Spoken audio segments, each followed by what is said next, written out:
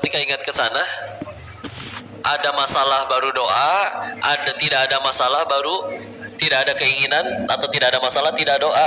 Kok kayak seolah-olah Allahnya hanya dijadikan alat biar keinginan kita dikabul ya? Zolim sekali. Padahal salah satu esensi Allah memberikan kita masalah dan juga keinginan ya, salah satunya adalah biar kembali kita teh ingat, oh iya saya teh hamba. Contoh ya, masalah sekecil ini, uang saya banyak, teman-teman banyak, relasi banyak, kok nggak selesai juga. Akhirnya sadarkan, oh iya benar, pantesan saya teh hamba, makanya nggak beres-beres. Atau masalah besar banget ini ya Allah, uang nggak punya, teman-teman nggak ada, tahu-tahu beres. Oh iya benar, soalnya saya cuma hamba. Serah Allah ya. Lagian punten Pak Bu, aslinya Allah itu nggak nyuruh kita nentuin takdir, tapi kadang kita mikirin sibuk banget nasib kita ke depan kayak gimana. Allah itu cuma nyuruh kita ikhtiar, gerak. Contoh ya, Quran surat 19, surat apa? Maryam. Bagus. Sebelumnya apa? Surat 18 Al-Kahfi. Setelah Maryam apa? Toha. Setelah Toha Al-Anbiya. Setelah Al-Anbiya Al-Hajj. Terus Al-Minun. Terus An-Nur 25, Al-Furqan 26, enggak, Asy-Syu'ara 27, An-Naml 28, Al-Qasas 29, kamu 30, 31, 32, 33, enggak, Al-Ahzab ya. Masya Allah ya. Lanjut, surat Maryam. Kita tahu kisah beliau ya, udah menjaga kesolehan, mohon maaf, tahu-tahu hamil, sampai biasa dicacikan oleh orang-orang sekitarnya, sampai diungkit-ungkit ke saudaranya, ya ukhta Harun, wahai saudaranya Harun, saudara kamu gak gitu, kenapa kamu tiba-tiba hamil? Ya, dan namanya hati manusia, hati wanita merasa tersakiti. Masya Allah. Akhirnya kan beliau melarikan diri ya, menjauh dari lingkungannya, karena memang kalau Allah kan maha benar Allah dengan segala firman-Nya. Kalau netizen, maha benar netizen dengan segala komennya gitu ya. Julid, Masya Allah. Beliau dijulitin, melarikan diri kan, sampai akhirnya yang bersandar di pohon korma itu, di ayat 20 ke atas, ada sungai mengalir bersandar di pohon korma ya. Terus beliau butuh makanan, butuh rutop, butuh kurma. Oleh Allah kan diperintahkan menggoyang-goyangkan pohon kurmanya, jatuh kurmanya. Pas ngaji tentang tafsiran ayat ini dengan guru kami Ustaz Budi Ashari, beliau nyebut ini ayat tentang tawakal katanya. Gimana maksudnya? Sok bayangin pohon korma yang udah berbuah gede, digoyang-goyangin pohon sekokoh itu, jatuh nggak itu buah kurma di atas? Gimana caranya? Pernah dites, didorong-dorong sama laki-laki bertubuh kekar juga nggak jatuh, karena memang caranya naik ke atas, diambil, dipetik. Ini gimana ceritanya? Ibunda Maryam, wanita lagi hamil gede, lagi mules-mulesnya, goyangin pohon kurma, jatuh tuh kurmanya. Kata guru kami, beliau menyebutkan ini ayat tentang tawakal. Allah tuh cuma nyuruh kamu yang penting gerak, ikhtiar. Hasil tuh benar-benar bukan urusan kita manusia, urusan Allah. Masalahnya kadang kita saking takutnya mikirin hasil, nggak mau gerak jadinya. Mustahil, nggak usah dikerjain. Ya, enggak. Allah cuma nyuruh kita ikhtiar, gerak. Lihat itu, gimana sok coba kumaha. Wanita lagi mules-mulesnya goyangin pohon kurma sampai jatuh kurmanya. Sekuat apa emang tenaganya? Ya, karena kami pernah ngelihat di tes itu pohon dengan tenaga orang dewasa, laki-laki pun nggak jatuh kurmanya kalau digoyangin pohonnya. Ya, Masya Allah. Udah ikhtiar. Allah nggak pernah nyuruh kita nentuin takdir. Hei, takdir kamu harus kamu tentuin sendiri. Enggak, ulah. Buat apa? Atau Allah udah menuliskan takdir kita di Lauh Mahfuz. Kalau misalnya kita masih, karena emang Allah nyuruh kita udah ikhtiar. Pertanyaan selanjutnya, kok kalau semua hal yang nentuin Allah, buat apa kita ikhtiar? Dokter misal dokter, ya, dia berkata, ini pasien sakitnya separah apapun, saya nggak sentuh pun, kata Allah sembuh. Yakin? Yakin. Pasien kedua datang, sakitnya cuman hapur, panu. Tahu panu? Yang suka putih-putih ini. Apa saya panu sekujur tubuh kali ya jadi putih begini? Ya. Dokternya 1000 orang, sakitnya panu. Kata Allah tidak sembuh, harus wafat. Yakin? Yakin. Maka dokter ditanya sama pasien yang lain. Terus buat apa dokter datang ke UGD tengah malam ditelepon? Kan yang nyembuhin Allah, bukan dokter. Capek-capek, ya. Buat apa kita ikhtiar? Buat apa kita ikhtiar? 1, agar jadi amal soleh. Benar, yang penting jadi amal. Contoh ya, contoh. Dibalik kayak gini Allah berkata misalnya kayak gini, ada orang seumur hidup seluruh keinginannya dikabul, nggak usah berdoa, begitu ngelamun 5 menit kemudian jadi kenyataan. Tapi tidak ada satupun ucapan, tindakan, perbuatan yang jadi amal soleh, jadi pahala di sisi Allah. Meninggal berarti bawa apa? Capek doang di dunia, nggak bawa bekal. Ya. Atau balik yang kedua, ada orang doanya nggak dikabul, bahkan ada sebagian orang doanya lebih sering tidak dikabul daripada dikabul. Tapi setiap ucapan, tindakan, perbuatan seluruhnya jadi amal soleh yang Allah terima, jadi pahala. Meninggal, dia bisa jadi paling juara, paling banyak amalnya. So, makanya kadang kalau kita tujuannya belum amal soleh di sisi Allah, belum ridho Allah, oh berat. Bantuin orang dia nggak terima kasih, bete kita. Karena yang dikejar tadi bukan Allahnya, masih dianya. Tapi orangnya mau balas budi atau tidak, selagi yang dikejar amal soleh di sisi Allah, Allah masa iya sih nyanyiin setiap perbuatan kita? Nih teteh, siang-siang panas kayak gini tetap mau berkerudung syar'i, laki-laki aja kepanasan, tapi tetap mau, cuman karena Allah suka. Jangan dikira setiap tetes keringatnya tidak akan Allah ganjar, ada balasannya itu di sisi Allah, gak akan Allah sia-siakan. Ya. Oh, maka enak itu kalau udah yang dikejar Allah saja, ya. Makanya ya orang bilang makin soleh, makin takwa, makin beriman, kok makin gak pernah marah, makin gak pernah ngambek, makin gak pernah ngeluh, makin gak pernah kecewa. Padahal menurut orang dia makin miskin, dia kok ngaco ya ninggalin perusahaan riba itu, dia kok ngaco ya ninggalin uang sebanyak itu, hanya demi Tuhan yang tidak terlihat itu, katanya. Yang habis ngomongin kayak gitu tiap malam masih nangis mikirin cicilan, ya stres. Yang udah ngejar Allahnya udah tenang itu. Kenapa ya mereka nggak pernah ngambek, nggak pernah ngeluh, nggak pernah kecewa? Bahkan ketika ditanya kenapa sih kamu nggak pernah marah, saya tidak menemukan alasan untuk marah. Kenapa marah? Loh, kamu kan habis dijahatin orang, apa ruginya dijahatin? Saya tahu bakal mati, pengen ke surga, dosa banyak, lumayan dijahatin dia kan gugurin dosa. Ah, ajib eta jawaban. Ya, meni ikhlas ya Allah.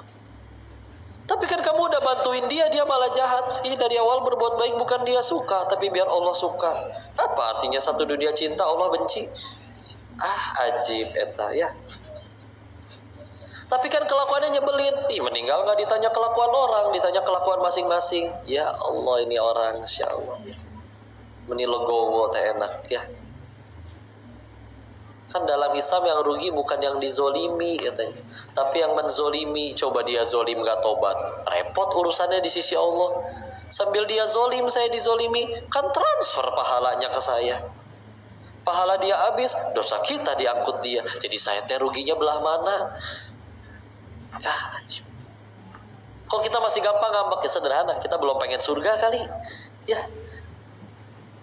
Beliau amat sangat pengen surganya Allah, makanya ya udah, mangga ya silakan, terserah mau diapain aja, yang penting kau suka. Ya. Wah, enak banget hidup kayak gitu tuh ya, lega ya. Bahkan Bu, tahu nggak?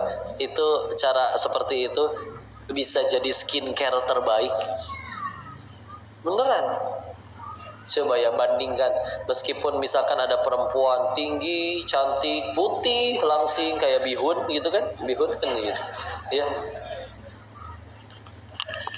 Dan dia skincarean tiap hari, nggak cuma dipakein serum, semalaman direndam pakai serum, ya.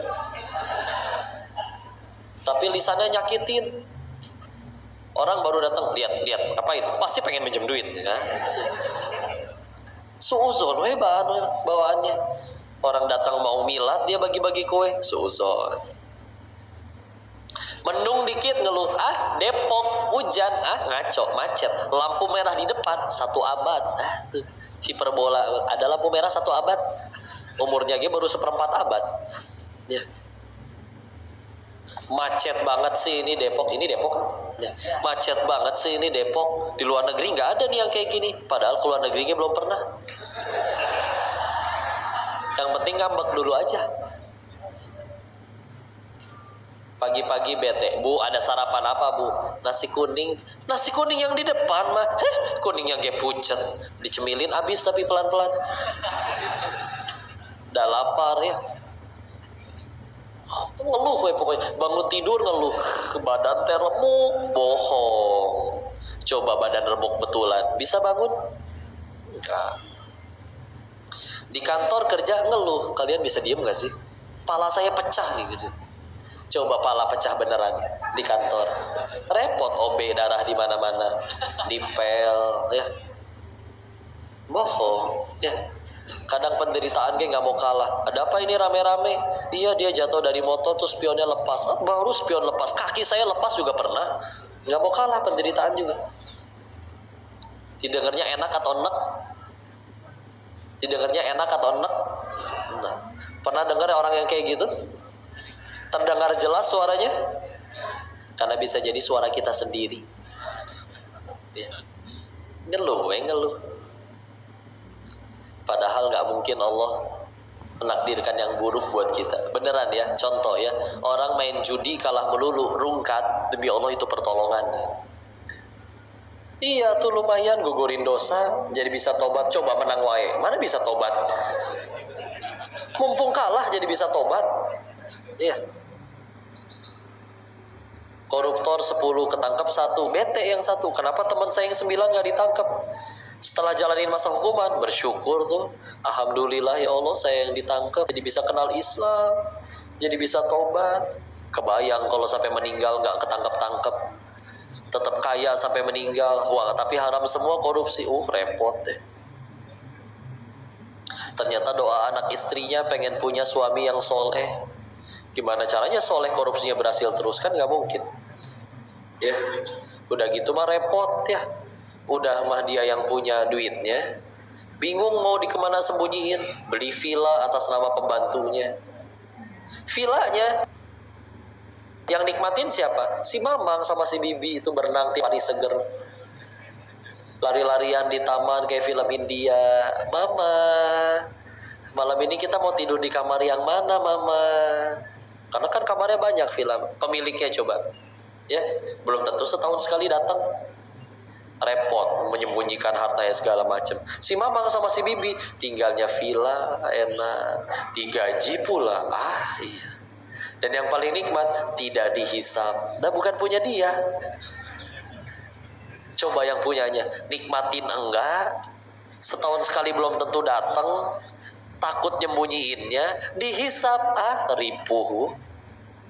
Rujit, tau gak rujit? Rusak melejit. Terserah saya lah bikin singkatan apa aja ya. Udah capek ya. Udah asli. Mau takut apa sih? Rezeki misalkan. Ukur ya.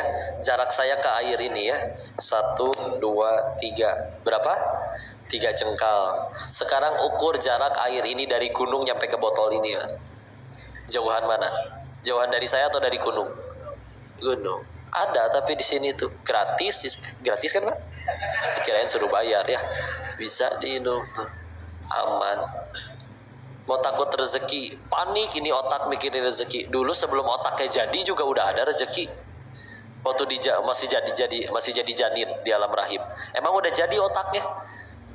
Tetap aja tuh ibunya makan jengkol, pete, apapun ya. Ya jadi nutrisi diaturin. Ampasnya dibuang, nutrisinya disalurin ke bayinya tanpa mikir. Pernah ngeliat nggak ada ibu-ibu? Bu, lagi apa bu? Bentar kok, saya tadi makan wortel. Ini vitamin A-nya baru nyampe usus nih. Ini sekarang sedang saya arahkan biar, ntar melenceng. Tuh kan nggak kena si bayi saya tuh, repot. Aman lah, kadang sambil maksiat tetap teratur itu. Ya. Ini nafas kayak gini nih. Ini kan gak cuma ada oksigen. Meskipun tubuh butuhnya oksigen. Coba anak SD kelas 3 udah belajar. Di bumi ini tuh oksigen cuma 20 atau 21%. Sisanya nitrogen. 1% lainnya gas-gas yang lain. Ini kita ngehirup nih. Ada bau kelek orang, bau kentut orang, ikut kehisap. Masuk ke paru-paru. Kok si tubuh ngerti yang diambil oksigen doang? Coba tuh siapa yang ngaturin? Ternyata kata orang biologi, di dalam darah manusia itu ada yang namanya hemoglobin. Yang secara kimiawi, dia lebih mudah berikatan dengan O2 oksigen. Makanya ketika kita hirup apapun masuk ke paru-paru, ke bronkus, bronkiolus, alveolus, dijemput sama darah. Nempel tuh si darah ketemu dengan udara. Si hemoglobin ngikatnya cuma bisa oksigen doang, baru dialirin ke seluruh tubuh. Tanpa mikir. Ya. Diaturin tuh kadang sambil maksiat. Makanya orang-orang tersoleh terdahulu mah kalau ditanya, siapakah Allah bagimu? Dialah yang memasukkan udara ke ruanganku meskipun aku sedang bermaksiat mengkhianatinya di dalamnya. Allah atur amat ya. Lahir si anak, ibunya nggak ada ASI, ada sapi. Coba sapi makan apa Pak? Rumput, jadi susu. Tapi coba kita makan rumput Pak, jadi penyakit Pak. Ya, makan kangkung melulu aja jadi penyakit. Ya, jadi ya. Dan ternyata susu yang beredar di Indonesia itu nggak semuanya dari Indonesia. Sapinya di luar negeri Pak, di New Zealand. Tahu itu New Zealand di mana? Dekat Ciamis mungkin ya. New Zealand, nyampe ke sini susunya. Luar biasa. Masuk mana yang lebih hebat? Bayi yang datengin sapi atau sapi yang datengin bayi? Bukan sapinya deh, tapi bukan susunya, air susunya. Susunya menempel sama sapinya. Bayinya dijejelin gitu. Nggak mungkin. Maaf ya, digocek sedikit. Ya. Jadi aman. Insya Allah kitab hadis paling tipis hadis Arba'in Nawawi, 42 hadis. Ingat hadis nomor 4-nya dari Abdullah ibnu Mas'ud.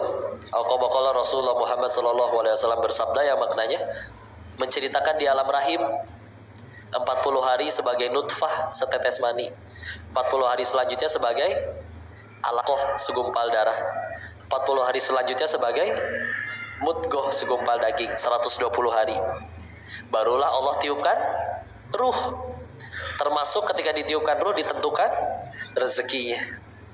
Salah satu alasan kita belum mati hingga hari ini, rezeki yang sudah Allah tentukan di hari itu belum kita terima semua. Beneran. Ada kisah ini waktu kemarin